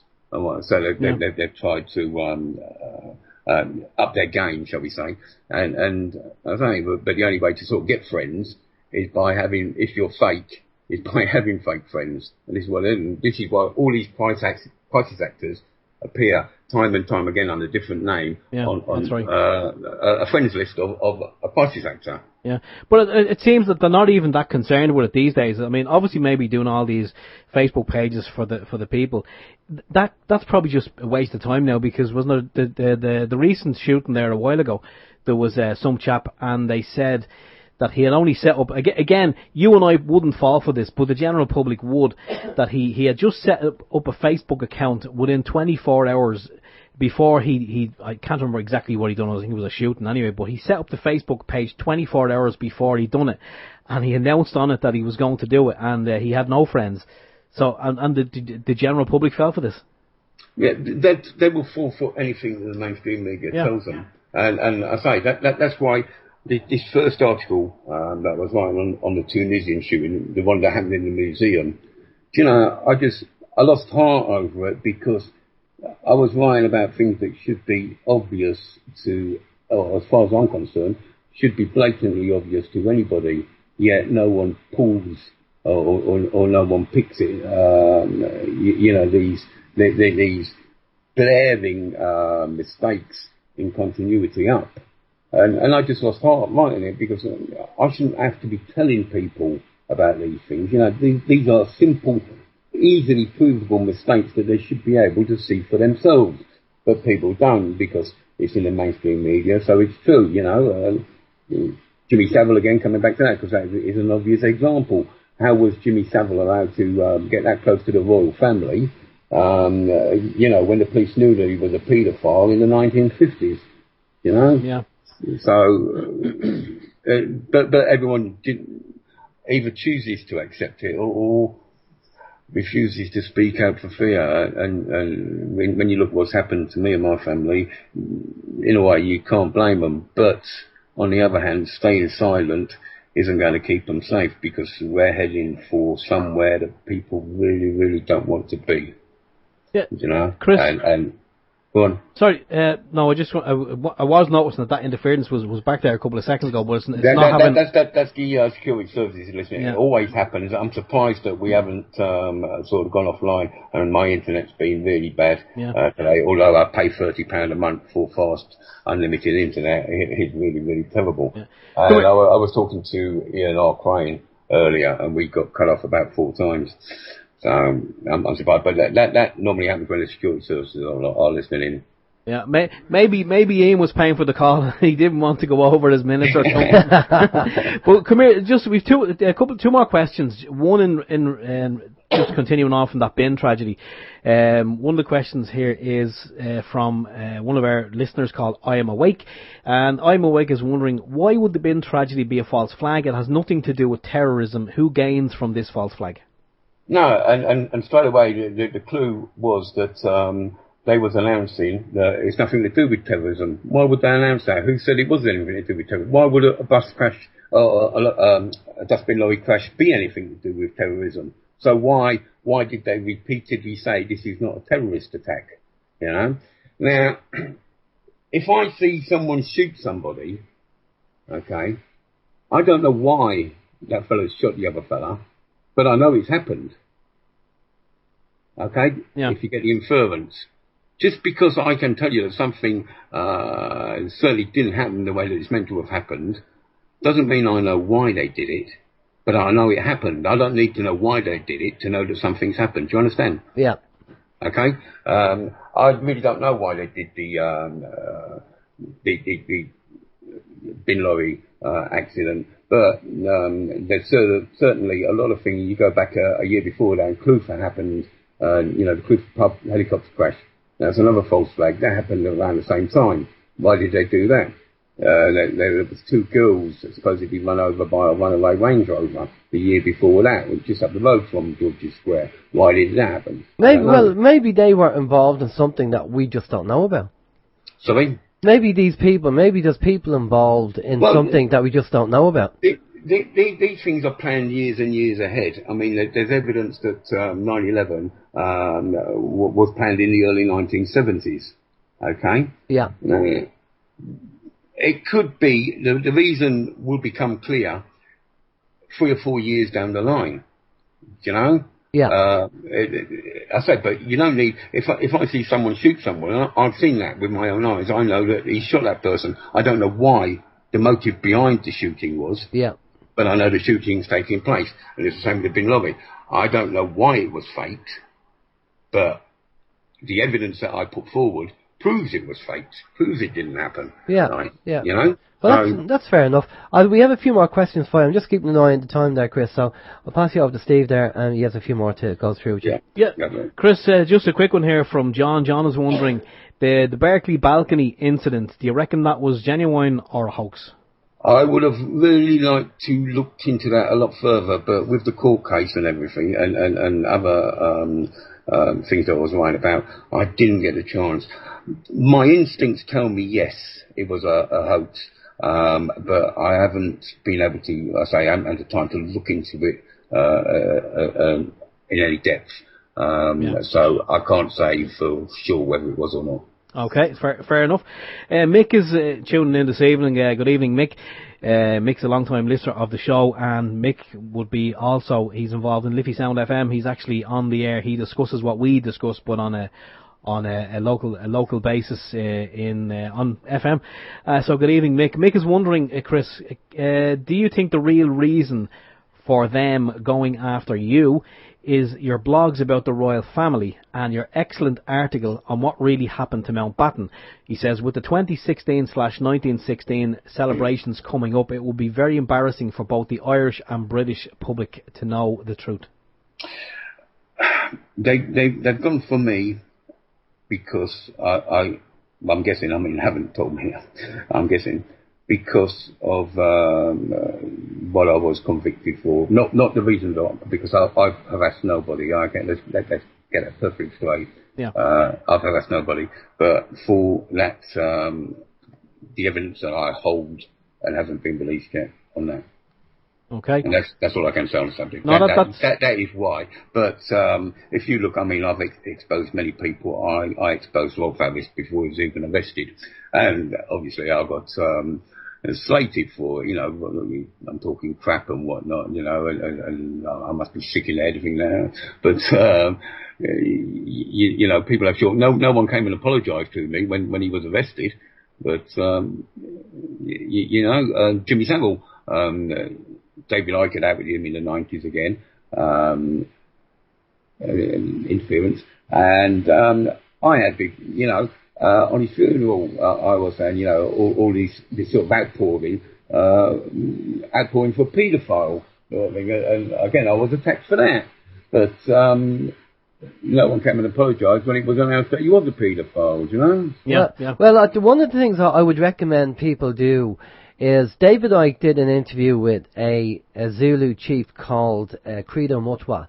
And Credo Mutwa actually talks about why they do it and why, especially they like 10-year-old boys, younger than 10-year-old and boys rather than girls.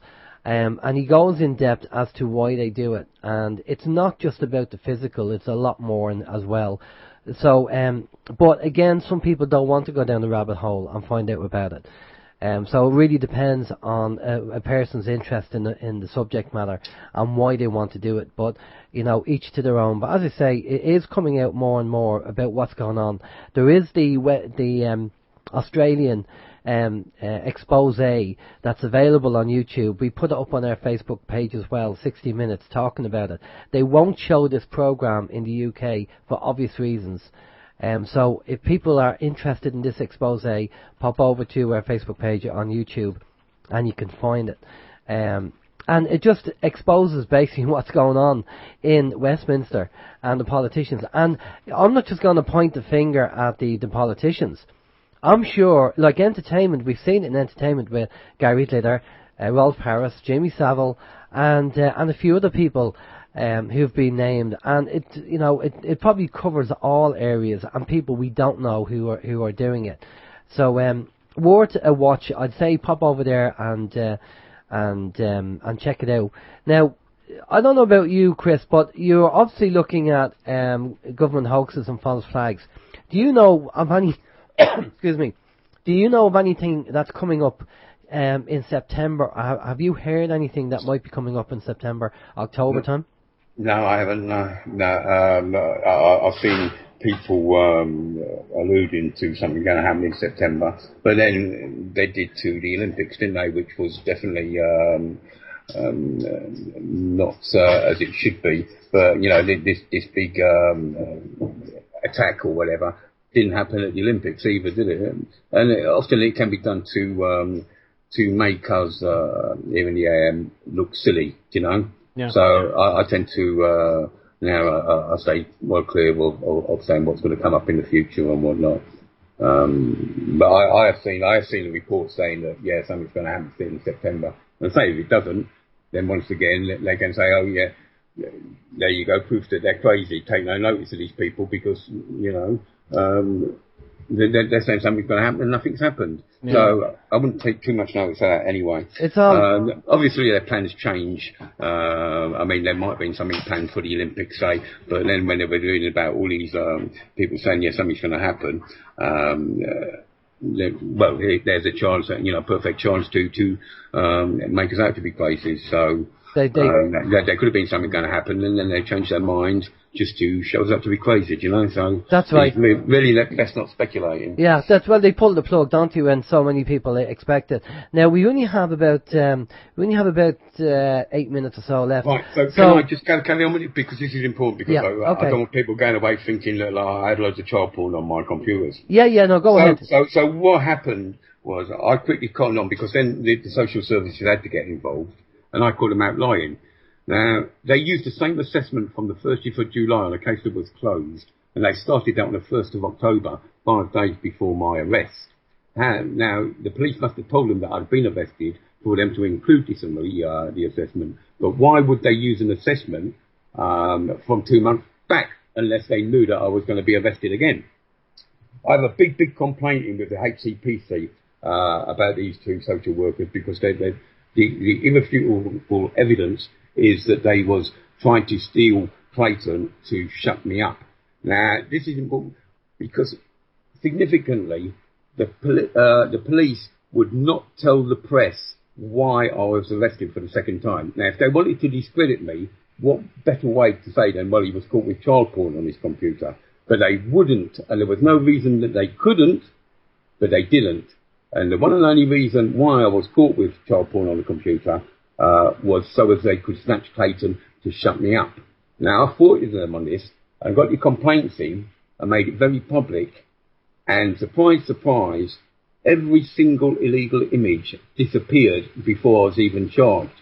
What they charged me for was 19 legal images, i.e. The photo owned by Owen John, which I used in my articles, the photos of Brooke Shields, which I used in my articles. Everything had been used in the articles. The police knew about it because they wrote to me about it 2 years ago, saying I might have illegal content on my computer, used in the articles.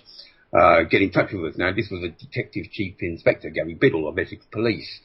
And I thought to myself, well, if I've got illegal content on my computer, then come and tell me to take it down or arrest me for it, or else there's nothing to talk about.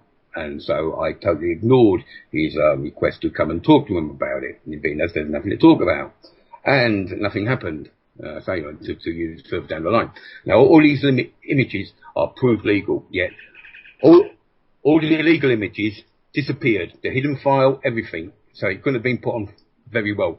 The trial judge, she has refused my my legal team the forensic report on the hard drives, so they could have been hidden very well. Why are we not allowed to see where these sort of hidden files of little boys coming up? Just suddenly, oh no, they weren't on your computer. Now that's not good enough as far as I'm concerned. These people accuse me for it. I felt to myself at the time that I had no choice but to make it public, because if I'd done like the police did and not tell anybody why I'd been arrested, and then it came out, it would make me look guilty. And I knew full well that I had no child porn on my computer whatsoever. However, it went to court, I think on 17th of July, a pre-hearing, you know? Yeah. And lo and behold, we're down to 2 images now. Okay, because they was taking me to court, believe it or not, wasting public money, was taking me to court for a Led Zeppelin cover, album cover. Now, if the CID cannot in a year find out that a Led Zeppelin cover is not a child porn cover photo, then there's something wrong with the CID.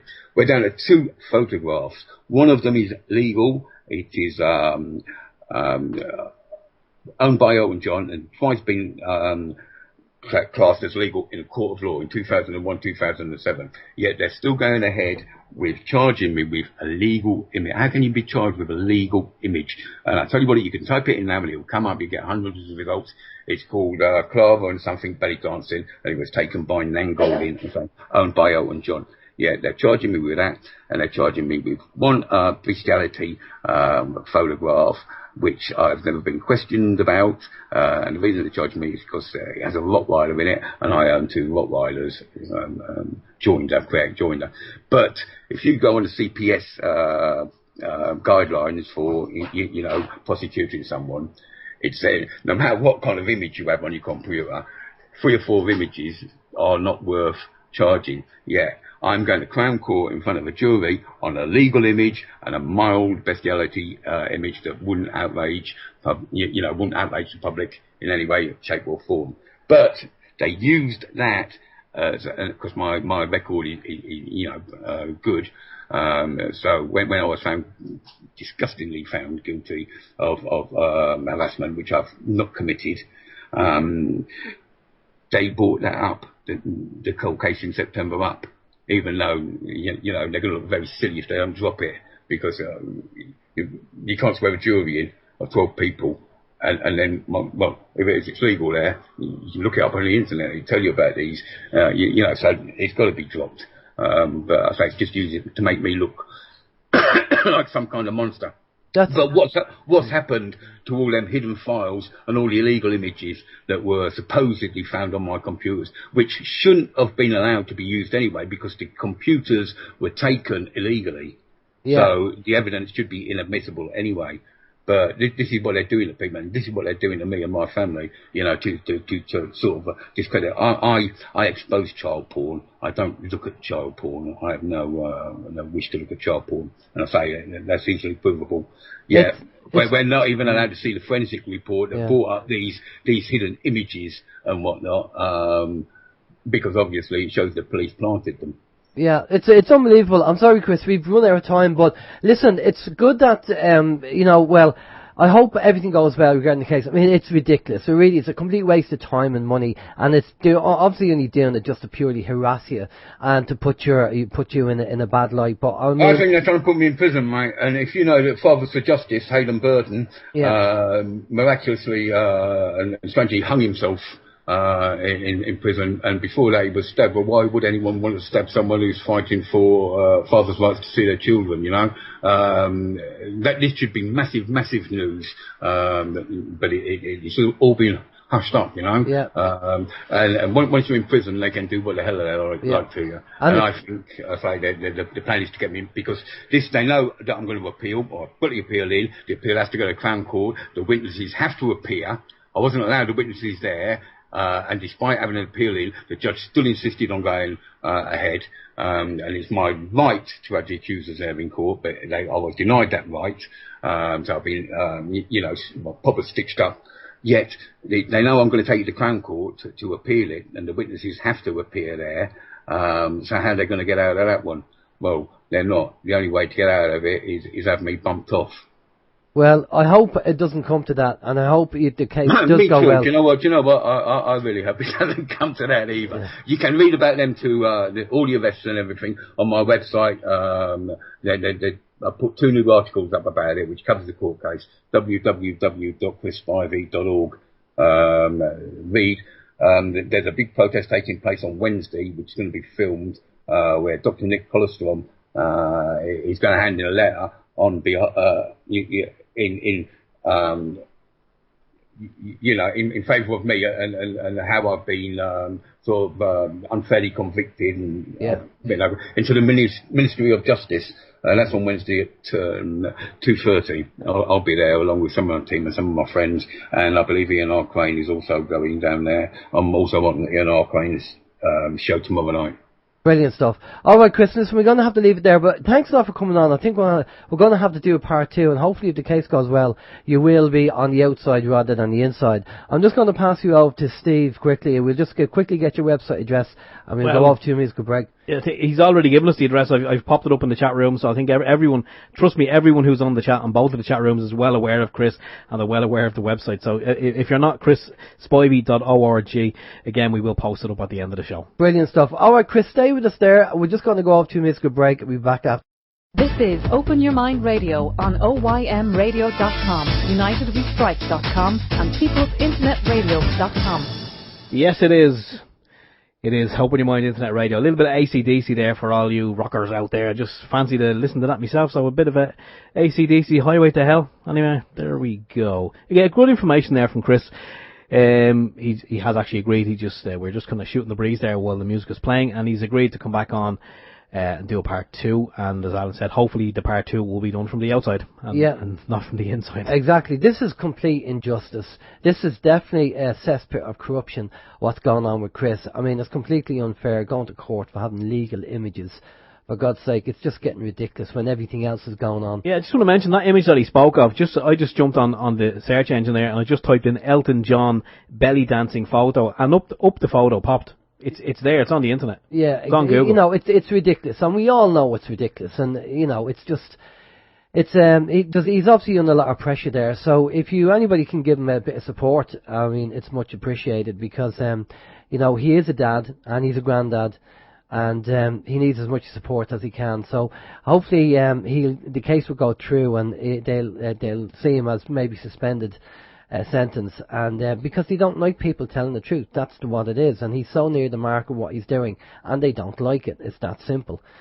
So, but you know what, change is inevitable, and change is going to happen, and it is happening now. We're seeing it more and more. More and more people are waking up and seeing the lies, seeing the mainstream media for what they are. The amount of numbers of people turning away from mainstream media and tuning in to the alternative media or the new media is growing organically. Is just amazing, and it's great to see, great to speak to people out there and the listeners out there, and hearing the feedback as well, that they enjoy what we do. Excuse me, I still have this cold.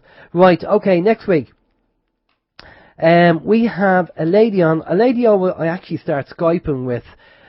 She's a friend of ours on Facebook, and we just got talking over a couple of things, and we ended up Skyping, and then we were talking for hours. And Karen MacDonald has a head full of information, and so much information, a trans woman and everything else, knows about the land and knows a hell of a lot of information.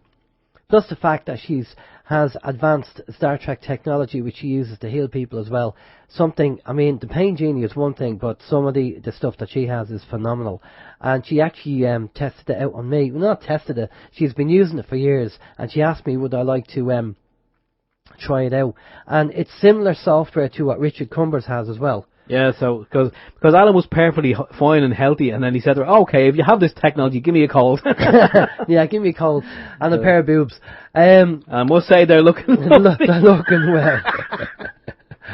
So stop. It's a family show. Yeah, it was a family show. So this Star Trek technology is it's just brilliant stuff for people who understand the unified source field. That's what it uses. If you don't understand or don't know about that, go and Google it, unified source field. The Burn Doctor in America used the same technology as well, and it's all Star Trek stuff. And the software was designed by the guy who was contracted to NASA doing Apollo 11 missions. You know, when they say, NASA, we have a problem, he's the guy that they get in to fix the problem. Well, this guy has actually gone and designed the software, and it's just Star Trek stuff. The other guy that's going to be on, the other chap that's going to be on with Karen is a chap called Dr. Tony Minervino. And again, he's got a CV as long as your arm, and he's involved in everything, energy, high-tech stuff, and so much more. So it's really going to be, and we're going to be talking about what may happen coming down the line, what's going to be happening, and what is happening, and energy and the planet, and all that kind of stuff. We're going to be talking all about that next week. So don't be don't be afraid to tune in. You know where we are. You know where you can find us. If you do have any contacts out there, any people you want us to get on, by all means send us an email in, let us know. We'll do our best to try and get them on. We do ask people to come on, and there's certain people that don't go back, don't reply to our emails, or just maybe they're just too busy, I don't know. So if you do send us a link over and the guest doesn't come on the show, there's a good chance that they probably didn't get back to us, you know. So that's just the way it is. Some people will come on, some people won't come on. And we got another, quickly I'll just say, we got another radio station in the US interested in syndicating our show as well. We're going to be talking to them during the week, fingers crossed, and see where that goes, see if we can organise something. Again, thanks for tuning in. For myself, I've got, as I say, a bit of a cold, so I'm sorry about that if my voice is not the best. But take it easy, stay safe. You got Alan James. And if there's any news, let us know. Steve. Okay, fair play to you. You got to the end of the show, so good for that. Yeah, we will try and get people on. Just send us a link, or even a website address, or preferably a YouTube link where we can see what this person is about, what angle they're coming from, and we will do our best to get them on. Santa Claus couldn't come on, I do apologise. And I want to apologise also for some of the questions that we didn't get to ask, and I know some people on the chat room were kind of a little bit miffed that Chris didn't answer some of their questions the way they would have liked them to be answered. But he did say to us, he gave us a kind of a heads up before the show, that there were some issues that, because of the case, he was unable to speak of. So I hope that clarifies things for you there. Okay, stay tuned if you're on the PIR stream for Vin on People's Internet Radio. We'll be back here same time on the same channel next week. So until then, we'll say sayonara, and it's been absolutely fantastic. We'll do it all again next week. For myself, Stephen George.